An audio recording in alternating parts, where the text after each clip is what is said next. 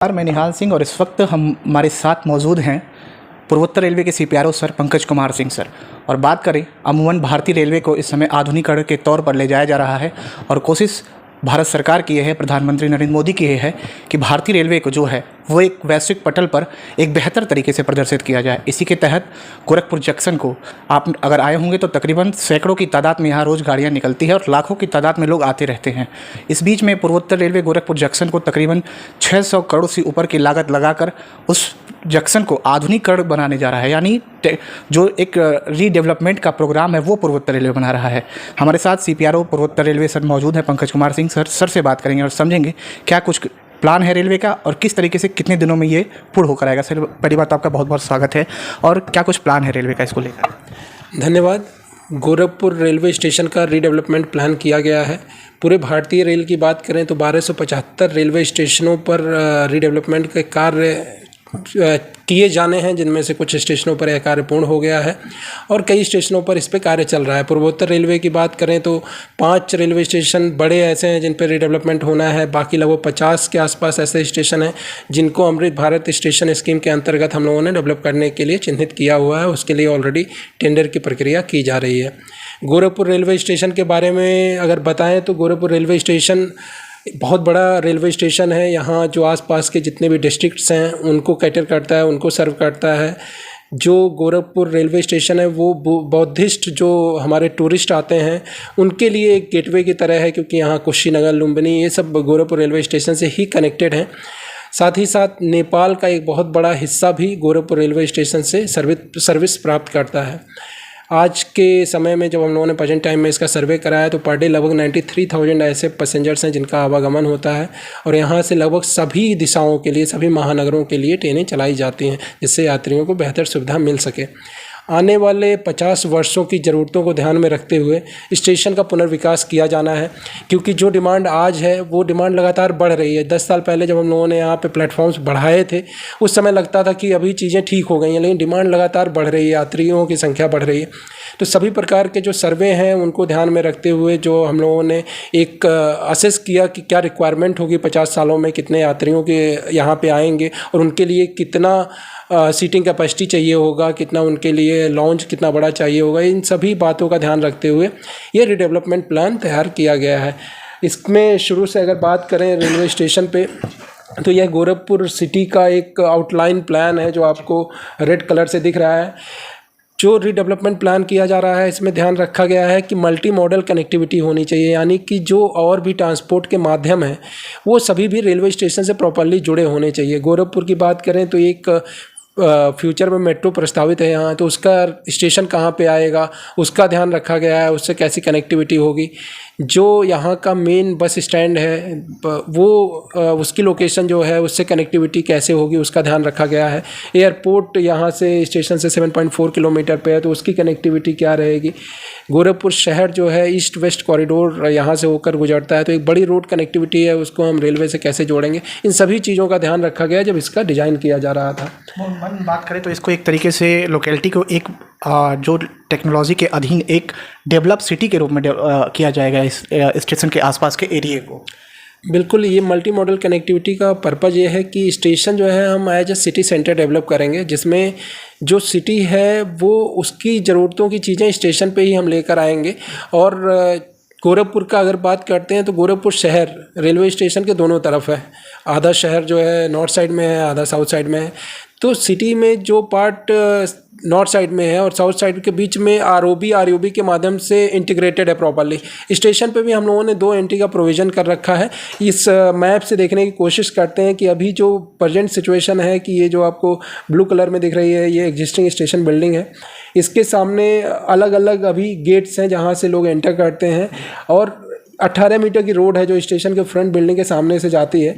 इसमें 3 तरफ से ट्रैफिक आके मिलती है इस रोड में। एक तो आपके रेलवे कॉलोनी के साइड से आती है, एक ट्रैफिक मोहद्दीपुर साइड से कह लीजिए, एक यूनिवर्सिटी साइड से रोड आती है वो मिलती है, एक काली मंदिर साइड से आती है और एक धर्मशाला साइड से रोड आती है। तो ये 18 मीटर वाइड रोड है। इस पर ट्रैफिक बहुत ज़्यादा है आज के डेट में, तो इसको प्लान किया हुआ है हम लोगों ने कि इसको वाइडन करेंगे, 30 मीटर तक ले जाएंगे। तो उसके लिए ऑलरेडी राज्य सरकार से बात की गई है कि इसको वाइडनिंग करने के लिए इस रोड की।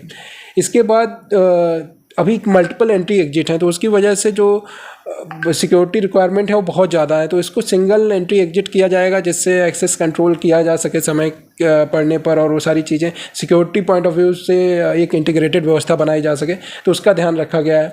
इसी प्रकार से आज की समय की बात करें तो सेकेंड एंट्री साइड में, यानी कि जो नॉर्दर्न साइड है स्टेशन का, वहाँ आने के लिए असुरन की तरफ से जो सड़क आती है, उस सड़क से आरओबी के बगल से एक सकरा सा रास्ता है जो वहाँ पे जाता है सेकेंड एंट्री में, तो उस रास्ते को भी चौड़ा करने का प्लान है। इसमें डबल लेन करेंगे। इसी प्रकार जाने वाली ट्रैफिक को भी हम लोग सेकेंड एंट्री पे भी सेग्रीगेट करेंगे, और दूसरे साइड आरओबी के जो रास्ता है उसको भी चौड़ा किया जाएगा। तो ये प्लान रखा गया है ट्रैफिक का। इसमें ये मास्टर प्लान है जो हम लोगों ने प्रपोज किया है। इसमें जो आपका स्टेशन के सामने की जो 18 मीटर की रोड है, उसको हम लोग 30 मीटर कर रहे हैं, और स्टेशन के अंदर 3 लेन की 2 अलग अलग अराइवल और डिपार्चर पैसेंजर के लिए हम लोग अरेंजमेंट कर रहे हैं इसमें, जिसमें से कि जिस यात्री को ट्रेन पकड़नी है वो अंदर के 3 लेन पे जाएगा, और ये ड्रॉप ऑफ वाली जो पोजीशन है वहाँ पे उतरेगा, और वहाँ से सीधा रूफ प्लाजा में जाएगा। और रूफ प्लाजा जो है स्टेशन के ऊपर बना हुआ है, उसकी विड्थ जो है 72 मीटर है, 150 मीटर इसकी लंबाई है, यानी कि प्लेटफॉर्म नंबर 1 से लेकर प्लेटफॉर्म नंबर 9 तक ये पूरा कवर्ड रहेगा। और जो पैसेंजर यहाँ पे आएंगे वो सीधा रूफ प्लाजा पे जाएंगे, और वहाँ से वो सभी प्लेटफॉर्म से लिफ्ट और एस्केलेटर के माध्यम से और सीढ़ियों के माध्यम से कनेक्टेड रहेगा। तो जब भी उनकी ट्रेन का अनाउंसमेंट होगा तो अकॉर्डिंगली वो अपने प्लेटफॉर्म पे जा सकेंगे। तो प्लेटफॉर्म पे जो पहले आपको अनावश्यक भीड़ दिखती थी वो नहीं दिखेगी। जो यात्री जो है यहाँ पे सीटिंग एरिया प्रॉपर रहेगा, फूड कोर्ट रहेगा, उनके लिए मॉल जैसी फैसिलिटीज़ आपको यहाँ पे दिखेंगी, जैसे शॉपिंग मॉल्स में होता है, रिटेल शॉप्स रहेंगी, जो लोकल प्रोडक्ट्स हैं उनके लिए स्पेस रहेगा। तो सभी प्रकार की सुविधाएँ इस रूफ प्लाजा में दी गई हैं। इसके साथ ही जो पैसेंजर जो इनको शहर में जाना है, जो ट्रेन से उतर के आ रहे हैं, उन पैसेंजर्स को जाने के लिए डायरेक्ट ऊपर से ही वो 3 लेन को पार करके उतरेंगे, और उनके लिए एक पेडेस्ट्रियन वॉकवे बनाया गया है।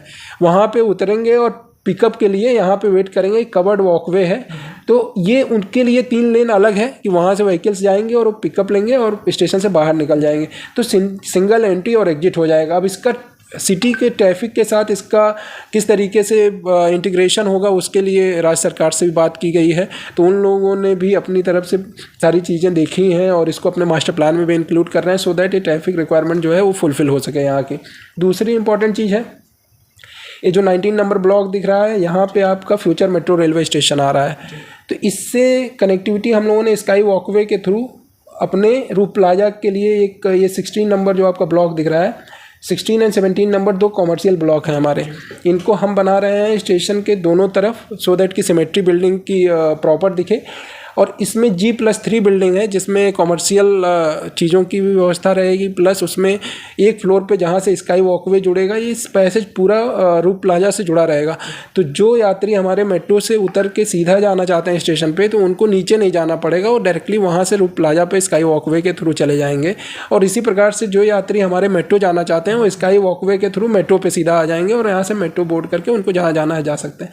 सिमिलरली दूसरी तरफ जो रोडवेज बस स्टैंड है, तो अभी हम देखते हैं कि ज़्यादातर यात्री हमारे आते हैं और स्टेशन से उतर के रोडवेज जाते हैं ट्रैफिक में से, और या फिर यहाँ से इधर आते हैं।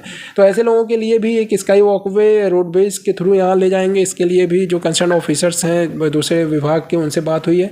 तो ये वॉकवे जो है डायरेक्टली रोडवेज से जो यात्री उतरेंगे उनको सीधा रूफ प्लाजा से कनेक्ट करेगा। तो इससे जो यात्रियों का एक तो सेग्रीगेशन प्रॉपर होगा, जिनको जहाँ जाना है वहाँ जाएगा बिना किसी ट्रैफिक के हिकअप्स के, कहीं कोई ट्रैफिक की प्रॉब्लम नहीं रहेगी। जो अराइविंग एंड डिपार्टिंग पैसेंजर है वो हमारा अलग अलग जाएगा, तो एक जगह भीड़ इकट्ठा नहीं होगी और सेग्रीगेशन प्रॉपर रहेगा।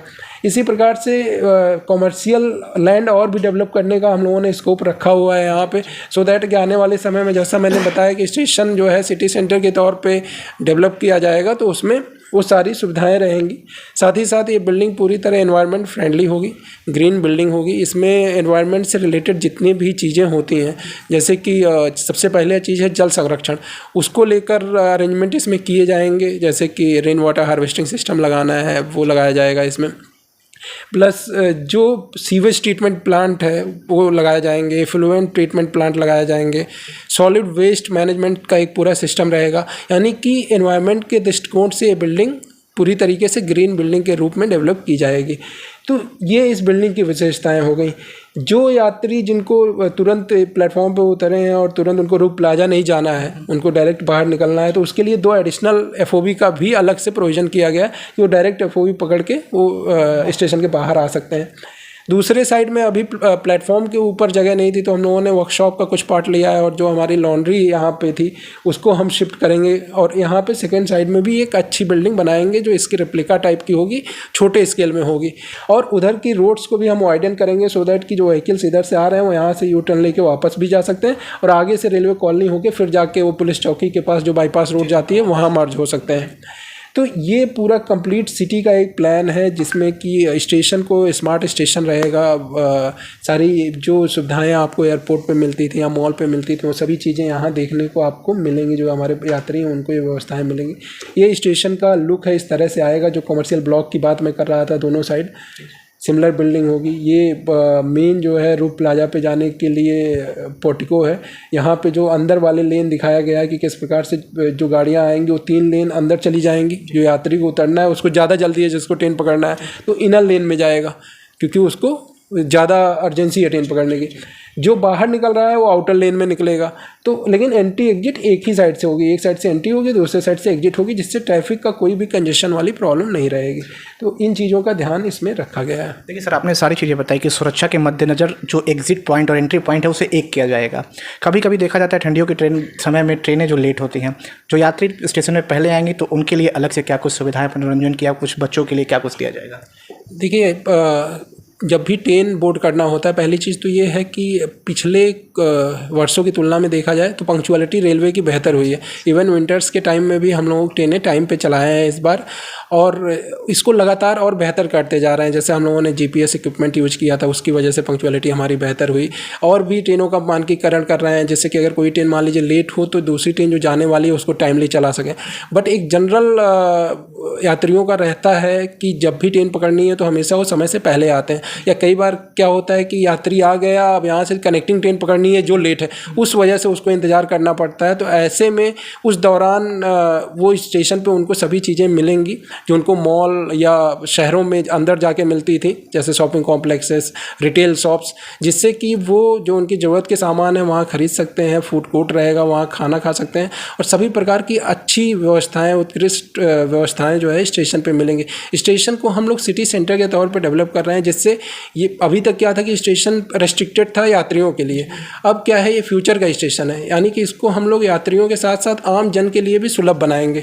तो आम जन को भी अगर कोई ज़रूरत है, शॉपिंग करनी है, कोई चीज़ लेना है, तो वो चीज़ें लेने स्टेशन आएंगे। कई बार ऐसा देखा जाता है कि यात्री को कोई सामान खरीदना है लेकिन वो इस चक्कर में बाहर नहीं जा पाता कि ट्रेन ना छूट जाए, लेकिन अब स्टेशन पर ही हम सारी चीज़ें ले आए हैं तो उस तरह की दिक्कतें नहीं होंगी और स्टेशन पर सभी प्रकार की सुविधाएँ उनको मिलेंगी।